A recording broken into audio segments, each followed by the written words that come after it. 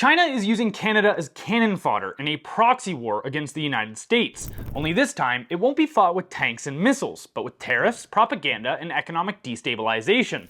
Canada is being positioned to provoke and weaken America economically. And once the dust settles, it won't be Ottawa standing tall, it'll be Beijing.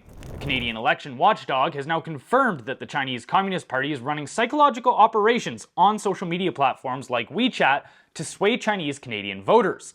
Their preferred candidate? The content of this information operation contains story about the Prime Minister, Liberal Party of Canada leader, and candidate independent Mark Carney.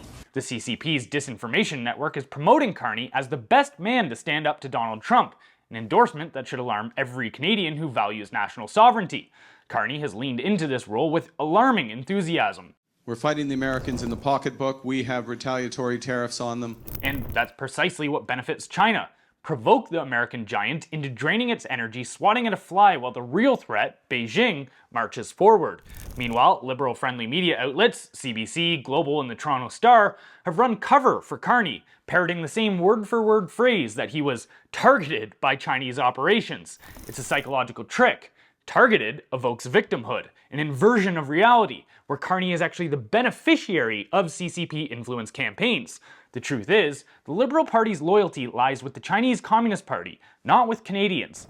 Look no further than Markham Unionville, ground zero for China's political, economic, and criminal reach.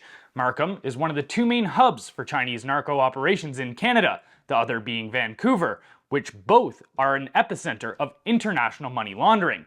Chinese agents reportedly surveilled Conservative candidate Bob Soroya during the 2021 campaign. Days after he canvassed homes, suspected operatives returned to those doors. Paul Chiang won that year, only to later suggest to Chinese language media that his opponent, Zhou Tai, could be handed over to the Chinese consulate for a $1 million bounty. After resigning, Chiang was replaced by Peter Yuen, who sits on the board of a school flagged in Canada's foreign interference inquiry.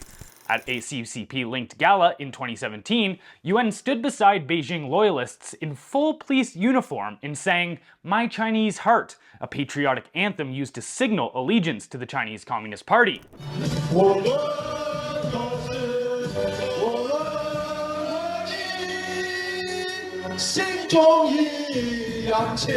This election is about more than policy. It's about Canada's survival. While Pierre Poilievre runs on the slogan "Canada First," the reality is far more dire. This is a question of whether Canada continues to exist or becomes the 24th province of China.